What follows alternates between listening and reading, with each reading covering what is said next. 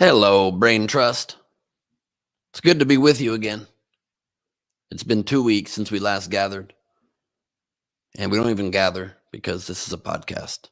You're where you are. I'm where I am. And honestly, I recorded this. So I might be different places now than I was then. You might be in transit. And some of you are watching this live and not listening to it, in which case it's even more confusing for you because I just said it was recorded and you know that it's happening live right now. Like for example, Elizabeth F said hiya, and I just responded and told you that she said that. How would I know that if it was recorded? So it's very confusing for most people, and I get that. But that's what this podcast aims to do, is to unconfuse it for everybody as easily as possible. We got a great episode for you today. Blair Imani is my guest. She is a critically acclaimed historian, social activist, public speaker, educator, author, and most importantly, influencer, baby. It's all about the influencing these days, and she does it in one of the best ways possible. Also, there was a weird hissing in the background that just turned off. Thank goodness. I'm house sitting at my girlfriend's parents' house, and there's a lot of fancy stuff. I don't know. I feel like Tom Cruise in Risky Business. I don't know what I can touch. There was just a sprinkler going into the pool randomly at 7 p.m. Why? No one knows what feature that would, why would that feature be? Let's have a sprinkler go into the pool for 10 minutes at 7 p.m. For what purpose? It's like a fountain for people that want to be scared by sudden water jettisoning. Jetsons. Turn off this crazy thing, Jane, please. So it's very confusing.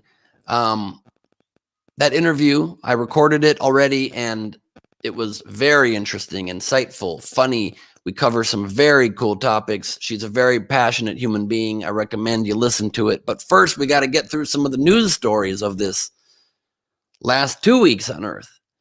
And as always, we start with the big story. The Japanese government has requested that China stop subjecting Japanese citizens entering the country to anal COVID-19 tests. After receiving complaints of psychological distress, you're damn right they did. I don't think you're going to get an anal COVID-19 test and just go about your day whistly-doo-dah. That's not even a phrase. You'd be so thrown off by the anal probe. You don't even know how common phrases go anymore, or speech. So that's a problem for a lot of people. I agree with the Japanese government's request. Word is not out yet whether or not China will honor the request. I've had quite the couple weeks, but 2 highlights I'll share.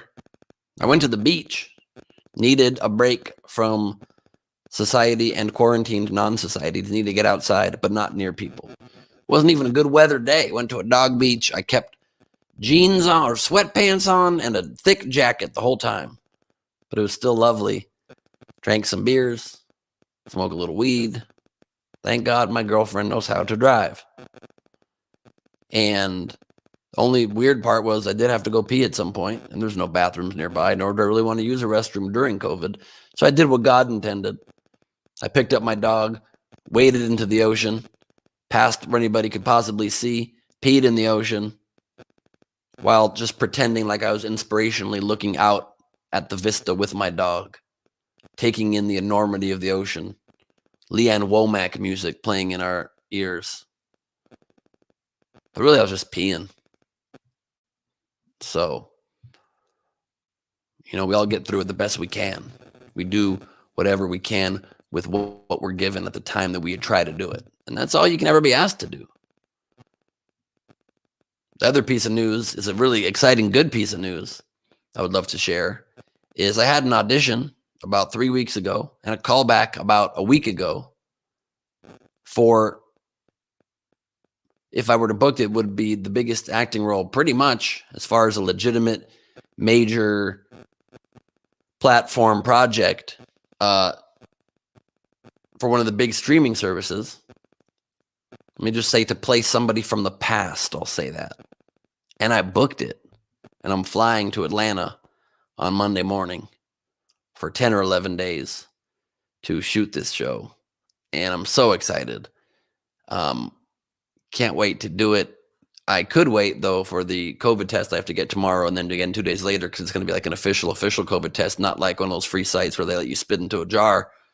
They're going to be putting a long stick up my nose, right into near the brain where everybody says. And I've avoided that experience all pandemic. So I'm not sure if the work is worth it, but I will do it for the arts. It's what they say, sacrifice for your art. They predicted a future in which the pandemic would require Q-tips in the brain.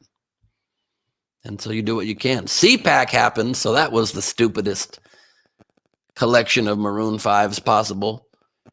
I will obviously, on account of that topic, be combining Thunder Round and the main stories, because is there a difference anymore between the absurd and the reality? They are one and the same. CPAC happened, the Conservative Political Action Committee.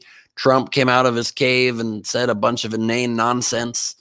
Every star in the Republican Party, the young stars, the old stars, came out and literally just ranted and raved like lunatics. I mean, you wouldn't give change to the people that were saying the things they were saying. Dr. Seuss, they're canceling Dr. Seuss. They're canceling the Sesame Street Muppets. They're canceling Mr. Potato Head. I love Mr. Potato Head. They haven't seen a Mr. Potato Head in decades, let alone touched one, let alone come to its defense. Anything to create false wedge issues.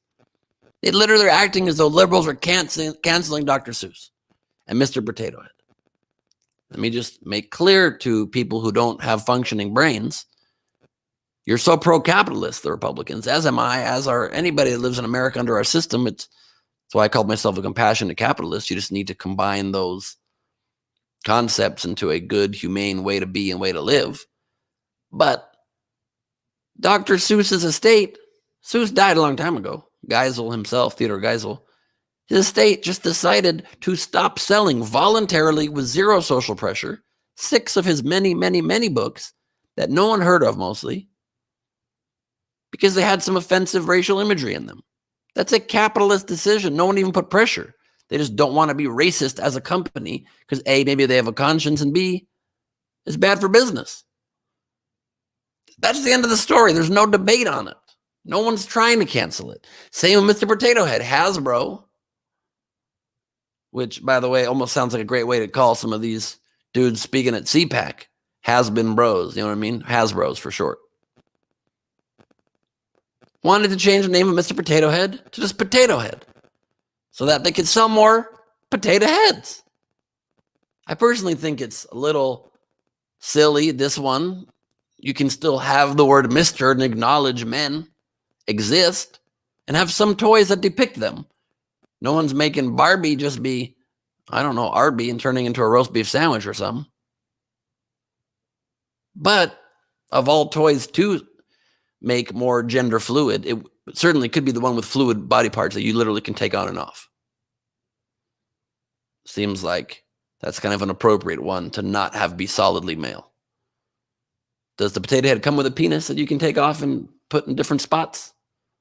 I'm not sure, but maybe that's an add-on package you could buy. I wonder if somebody makes weird extra funny parts for potato heads that aren't the authorized parts sold by Hasbro.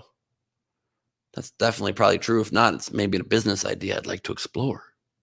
I don't know. That's for me to figure out and for you to ignore or try to beat me to the punch on. You know what I mean? I'm punch drunk at the moment anyway. And I'm with Bette Midler on this, as I've said. She said the real outrage is that you store the Mr. Potato Head parts in its ass. There's a compartment that opens up and whoop, right in there. So I feel like that's really where the outrage should be. Shouldn't be teaching children to store things in their butts. And I think that's something we can all agree on, could bring the country together. And then this week also, what company is it that did this? There's a warning label being put on Muppets shows on the streaming platform that's going to be airing them. I think it's on Disney Plus even, I'm not sure. And they're going to be putting a disclaimer in front of each episode warning viewers that the show features stereotypes and mistreatment of people or cultures. Quote, the program includes negative depictions and or mistreatment of people or cultures. These stereotypes were wrong then and are wrong now. And they further went on, rather than remove this content, we want to acknowledge its harmful impact, learn from it, and spark conversation to create a more inclusive future together. Beautiful statement. It's a little bit unclear what they consider to be offensive.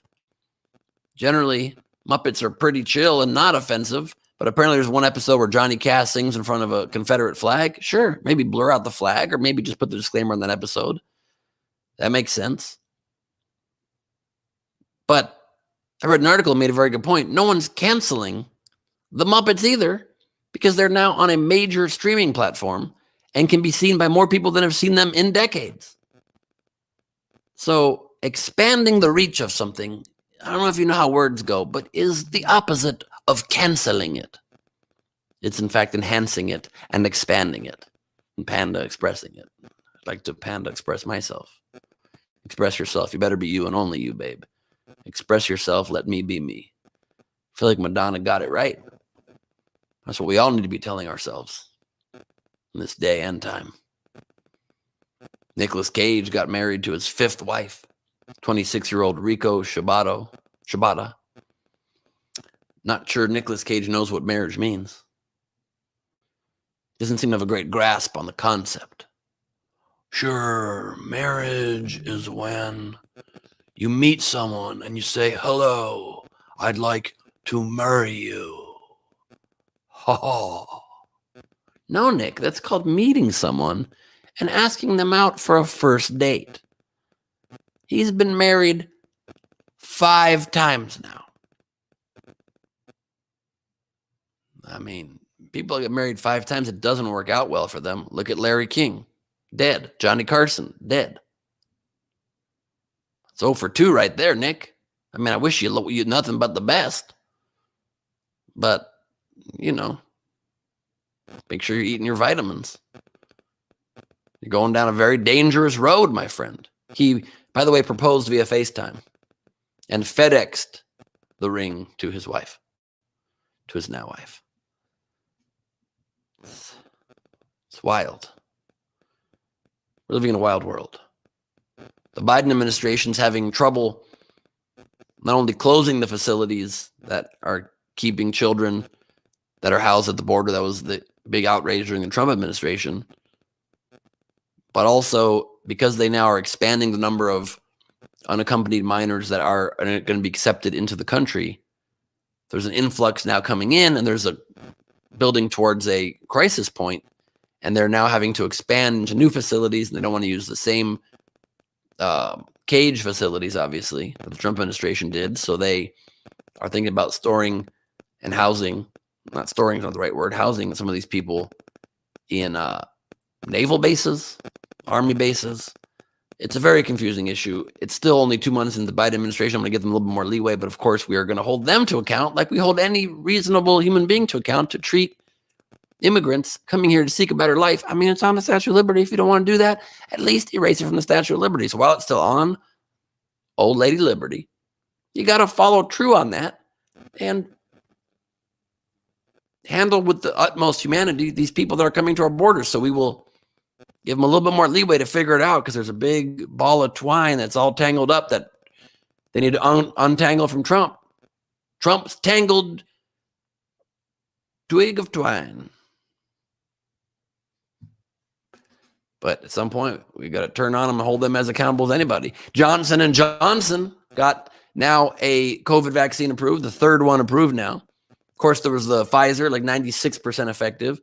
Moderna, 95% effective. And Johnson & Johnson, 65%? The fuck? Here's a great tip I'd like to personally share. Give me one of the other ones. When I got a choice between 96, 95, and 65% effective, I'm no math wizard. But I don't want the one that leaves me almost half vulnerable. And I get that that's still more effective than most flu vaccines. I don't usually do the flu vaccine. I do it when I have to. I do it sometimes. Did it this year. And I can't wait to get my COVID vaccine, but not that 65 bullshit. If there's a line for them vaccines happening, and they're like, sir, you're getting the, looks like in the rotation now, you're up on the Johnson & Johnson. I'll be like, oh, I'm so sorry. I got an important call. Let somebody else go ahead and get your 65 weak sauce. Shit. Come on. I mean, of course, I'll take it if it's all I'm offered. But damn. We're in such a backwards place. Texas and Mississippi And third state now, I'm not remembering what state it is opening up completely now. Opening up straight up completely. And governor of Texas, Abbott, super proud of himself, coming out saying every business 100% open and we're removing the mask mandate. Something very easy to keep on while we're still in the pandemic and we're just months away from the public being much more fully vaccinated and a chance at herd immunity. Now's when you're pulling it. It's not even affecting the economy wearing the masks. You can still go anywhere and do anything wearing the masks. So what is the issue? I don't understand. But Biden weighed in, simply said the lamest of all insults about these governors, saying that they're using Neanderthal thinking by doing this. And of course, the Republicans even tried to make that an issue. They were rushing to the defense of Neanderthals, prehistoric humans before the recorded history of our species, unevolved, devolved, backwards-ass precursor humans. They ran to their defense. You think I'm exaggerating? Here's the exact text of a tweet from Marco Rubio's Fish Tacos. It went like this. President Biden's use of an old stereotype is hurtful to modern Europeans, Asians, and Americans who inherit about 2% of their genes from Neanderthal ancestors. He should apologize for his insensitive comments and seek training on unconscious bias. They're making up a cancel culture that doesn't exist. Sure, sometimes cancel culture can get a little extreme, but this ain't an example of it. You're allowed to make fun of Neanderthals all day and all night, and twice in the morning. They're Neanderthals. They're dumb prehumans. This is not an issue. As, what's his name? Scott, whatever, the guy that ran for president and did just about as well as I did, but he was already in Congress and probably should have done better. Moulton, was it Moulton? I had a clip go viral this week on the floor of Congress yelling at the Republicans saying like, stop talking about Dr. Seuss, fight with us for the things that matter to this country. Thankfully, and of course he's spot on right, thankfully, despite 0 votes from any Republican, we were able to pass Biden's $1.9 trillion COVID relief package. $1,400 checks are coming to people making under 75 or 80,000. I don't know where it landed in the end. One of those two numbers. So not everybody gets it. And I'm fine with that. People that really actually need the money more, that's okay. It's not quite what he promised, but it's close. But this week, even, I think it was 8 or 10 moderate Democrats, aka these guys are basically Republicans, voted against the $15 minimum wage. Democrats voted against it.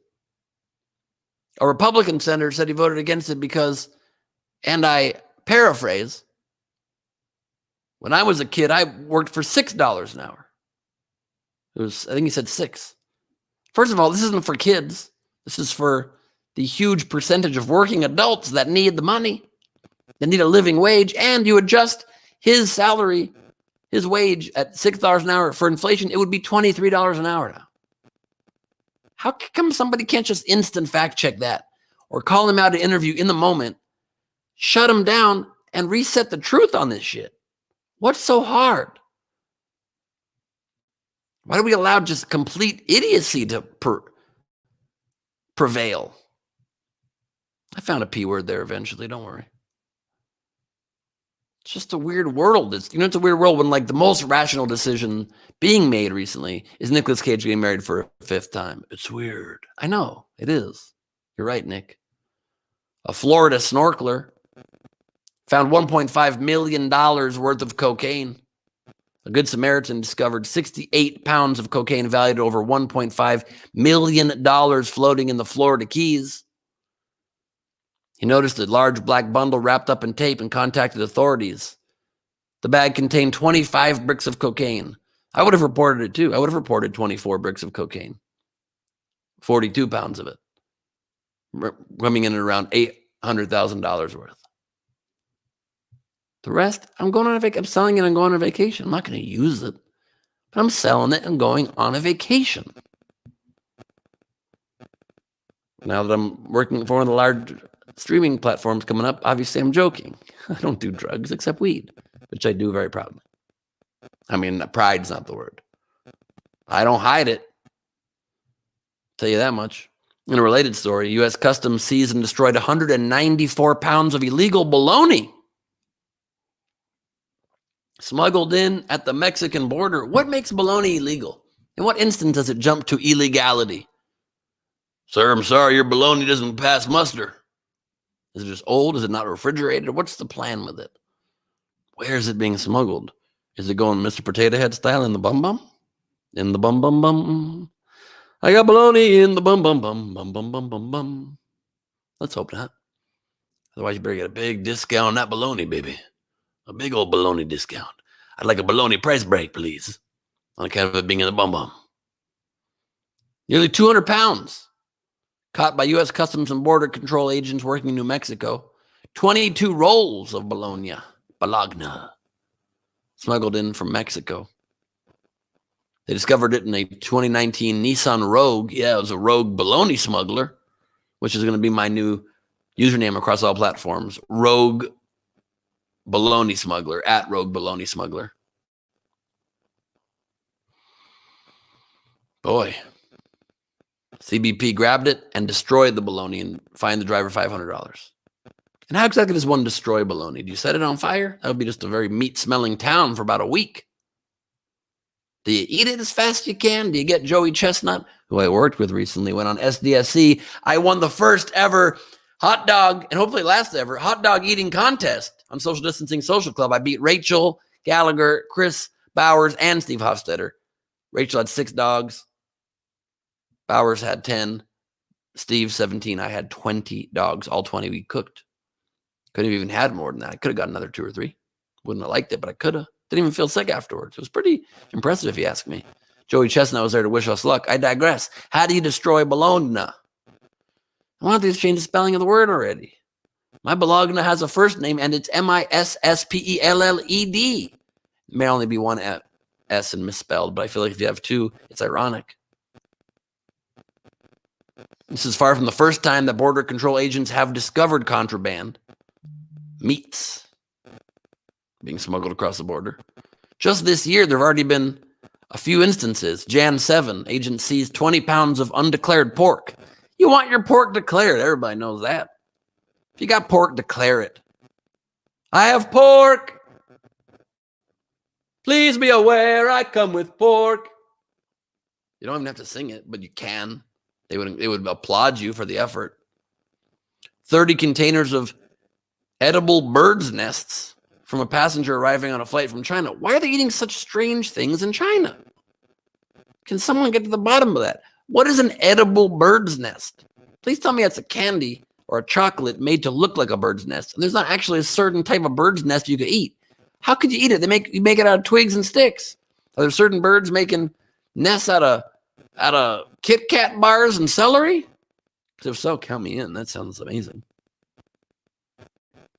A man from Kosovo attempted to smuggle in a suitcase into the country filled with 88 pounds of swine meat. I mean, aka pork, right? He claimed it was homemade sausages. Yeah, it was. If you got your swine meat in a suitcase, it ain't exactly factory made. It's definitely kind of a moonshine pork situation. And then smugglers last year also attempted to bring in nearly 20,000 pounds of contraband meat from China. It was hidden with a shipment of electronics and home goods. Not sure I want those pillows or Walkmen after that. Excuse me, this pillow smells a lot like beef. Is there any chance you could, spray it down first or something? And on that note, we got to get to Twitter answers, a couple quick plugs and Patreon shout-outs, and then to this interview, so let's do that. It is time for Twitter answers. We check in, as always, with the Glebe Squad, the Mad Ones, the Glebe of Extraordinary Gentlemen, the Friends with Benefits, the big Gleebers and all of us, to see what y'all are thinking this week before we do it. And I tell you what the question was. A couple quick plugs.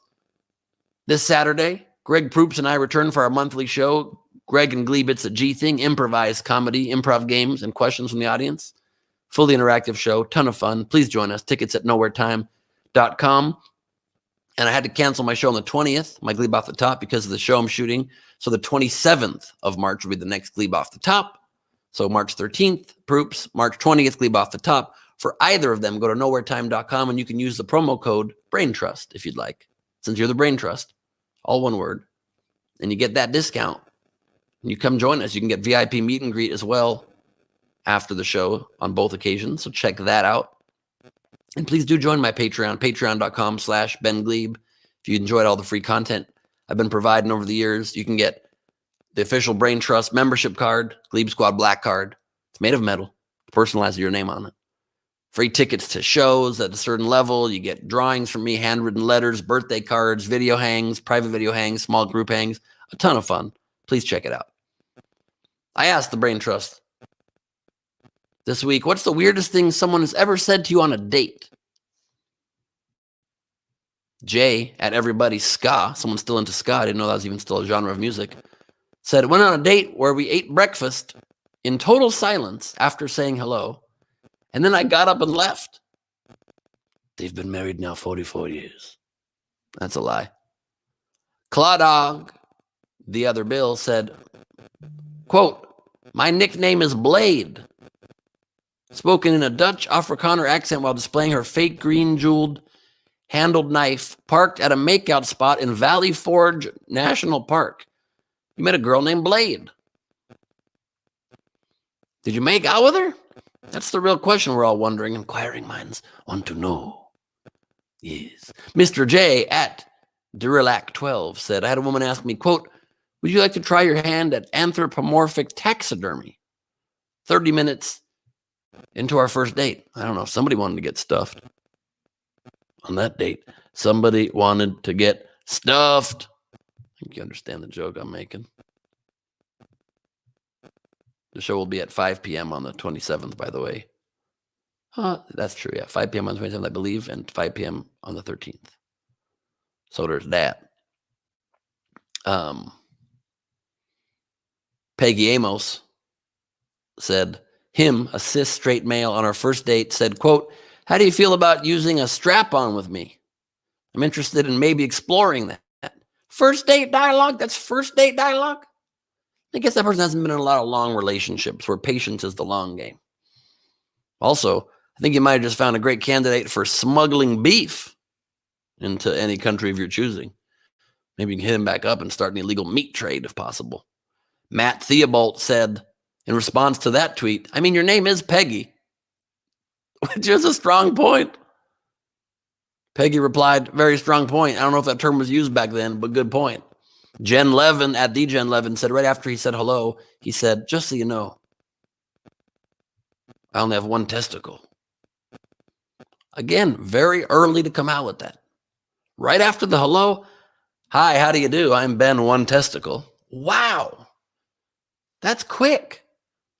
How fast were you planning on showing her that you needed to come out with that ASAP? Slow your roll, fellas. Nick Laz at Nick Lazaz said, a guy said to me on our first and only date that I must have chosen my coat for comfort instead of style. Damn, I like the honesty, but you ain't getting date number 2. And lastly, Sheila Marie Dizon said a date asked her, can I eat your food and my food? Well, the phrasing is both hilarious and inartful and not quite delicate. I'd say something similar. I wouldn't say, I'd say, do you mind if I have a couple of bites? Going for all the food is a lot. A couple of bites shows you can be comfortable with yourself and also you got a great appetite. I eat a lot. I'm currently trying to lose a bunch of weight for this show that they didn't ask me to do, but I want to do it on my own because I'm trying to get rid of this double chin before I tape a thing. I mean, it only shows at certain angles, but right now it's not an ideal situation. Luckily, I'm not playing a turtle that has to smash his face into his own torso. I'm not playing Mitch McConnell. I will give you that much. Spoiler alert. And just lastly, before we bring on my conversation with Blair Monty, A quick shout out to some of my best patrons that have been supporting me for so long. Becca Warden, won't you let me out of jail? Becca, jail warden. Just got the keys to my heart. I think you know that. Becca. Brian, so sincere Slivka. It's a good man. Made me a Funko Pop representing me in the Glebe 2020 campaign. Solid individual. I was going to say Brian Slippery Slivka, but you're not slippery at all. Slippery is a fun word in some ways, but Brian, so sincere Slivka. Brianna, bafflingly wonderful human being, Bafford. Thank you. John, Bruce, Wayne, Duggan, thank you for your support. I won't tell anybody your secret, but he's Batman. Caitlin, the Greer that saved Christmas. Thank you for your support and for starting the Glebe Squad fan page on Instagram. Follow at Glebe Squad there, at Squad Glebe on Twitter. She and Kayla Gibson are running both of those, and the Glebe Squad fan group on Facebook. And you can also join the one started by Jessica Keibel. Jessica Mad Mama Keibel, who started the Ben Glebe's Mad Ones Town Council of Elders and Youngers, the fan group for the Glebe Off the Top show. So check all that out. And thank you to Jess for your incredible support and always supporting me so much over this incredibly weird time in history. Shannon, sorrowful we don't get to hang out more often, Burke, for your awesome support and wonderful pumpkin carving skills. Susie, Figgy, Pudding, Figs. Susie, Figgy, Pudding, Fig. There's no plural on your last name, but there is Figgy Pudding in the nickname I'm giving you. Some people hate on Figgy Pudding, but I like it. It's an acquired taste. Much like you, Susie. Once you get to know you, you're nothing but spades and aces. I don't know what either of those means, but you're a nice person. You're pretty cool is what I meant to say. And that's the thank yous for this week. And I think without any further ado, we introduce my guest for this week, an amazing human. I introduce her more properly in a moment. So why don't we just cut to that? And thank you all for being with me. And enjoy this convo.